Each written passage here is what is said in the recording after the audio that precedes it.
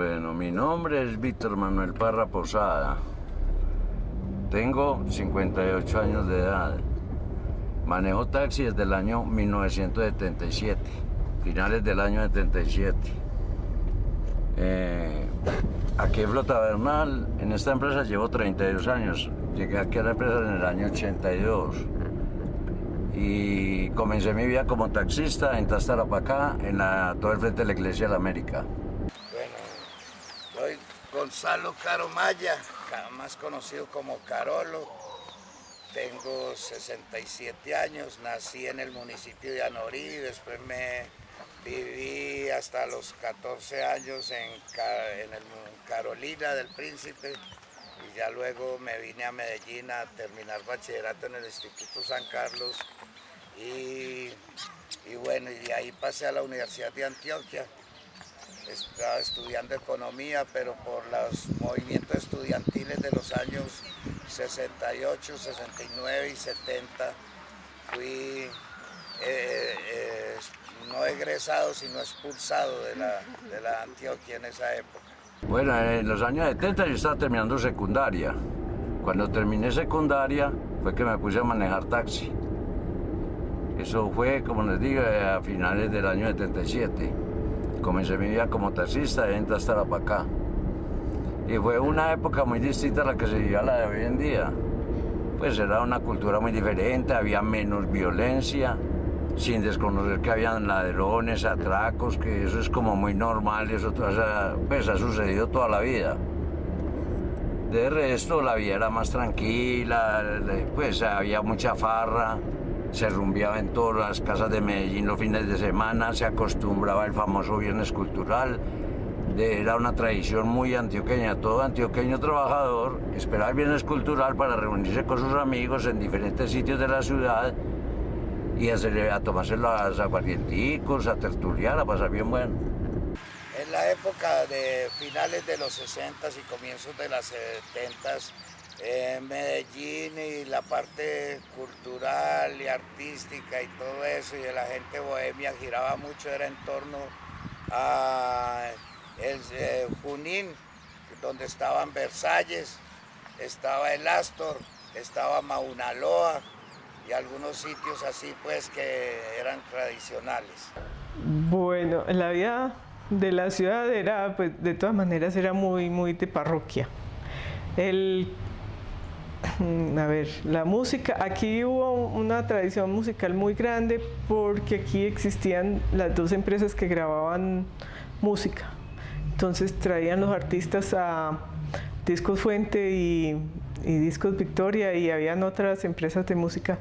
Y la gente de Colombia y de Ecuador o algunos de Venezuela y así venían a grabar a Medellín. Entonces aprovechaban que estaban aquí y armaban fiestas en muchas partes, pues en unos sitios que no tenían como mucha categoría. Vi, por ejemplo, que allí en Pueblo Nuevo, en un retazo de Aranjuez, fue Celia Cruz con la Sonora Matancera, vinieron a Medellín a grabar y después se fueron para eso, que era un hueco, pues, pero sí, era música de muy buena calidad en unos sitios que no eran como los más, ¿qué será?, pomposos o famosos.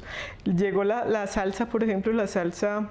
Los amantes de la salsa, pues la salsa tuvo aquí mucho auge y fue muy visitado el sector de Palacé. Todo el que era salsero, le fascinaba la salsa, buscaba en Palacé, habían 3 bares pero muy apetecidos para los salseros, que era El Diferente, Brisas de Costa Rica y El Aristi.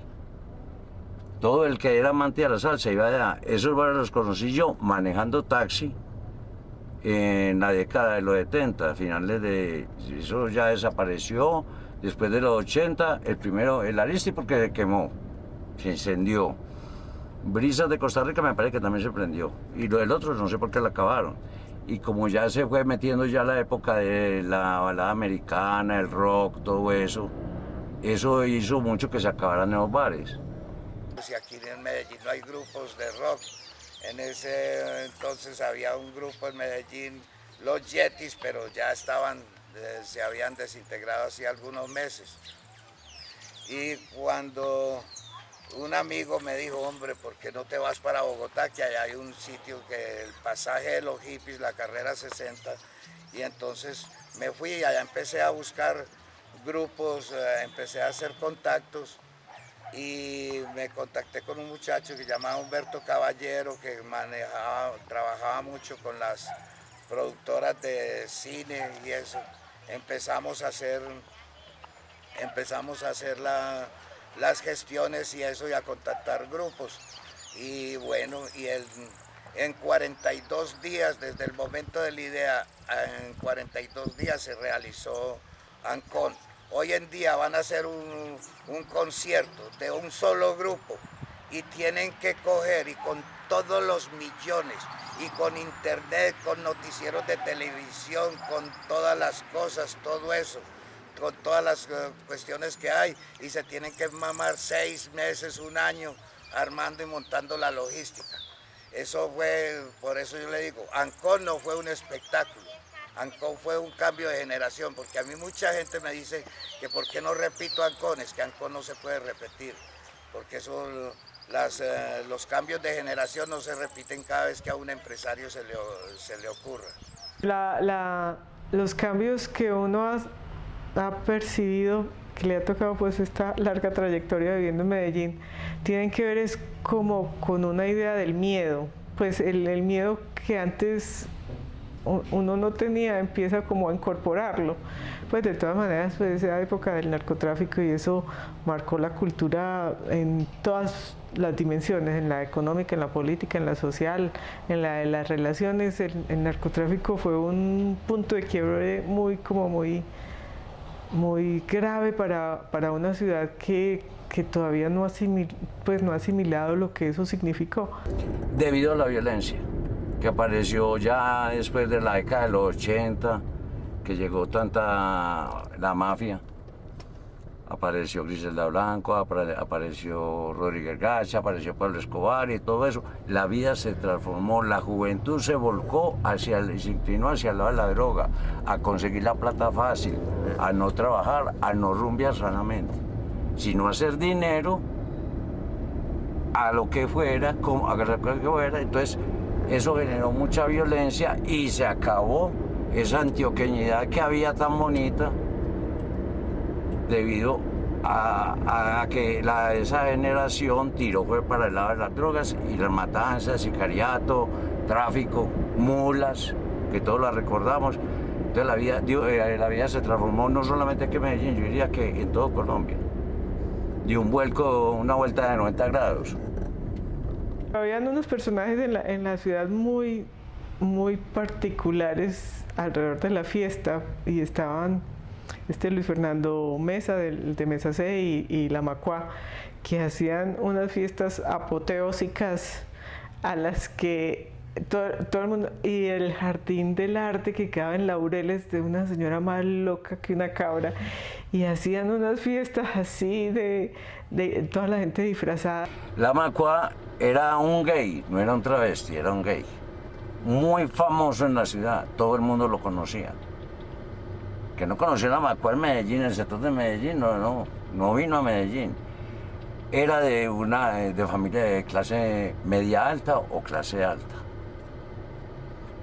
Una persona muy popular, muy extravagante, y organizaba muchos eventos, muchas fiestas privadas, reunía políticos, grandes empresarios de la ciudad, porque todo lo de la clase alta de Medellín, todo el mundo tuvo que ver algo con la Macua, no en la parte sexual, sino en el trato y el diálogo que presentaba con ellos, porque era una persona muy preparada, una persona muy distinguida entre la ciudad.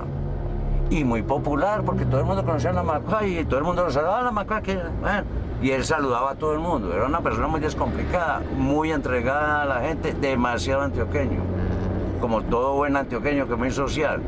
El primer marica fino y lanzado que hubo en Antioquia, pues, y que el hombre estaba en todas partes y él no faltaba en toda fiesta que En toda fiesta que se respetara invitaban la Macuá porque era un personaje. Y él se hizo pues muy conocido y muy famoso fue en las corridas de toros.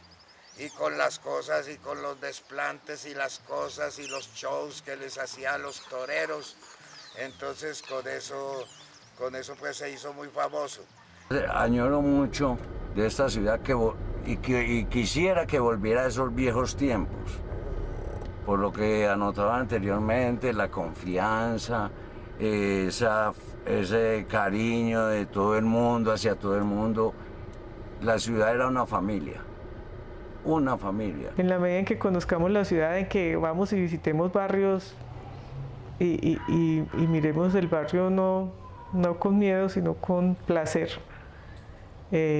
podamos volver a tener como la ciudad para nosotros, no la agorafobia que se está como creando.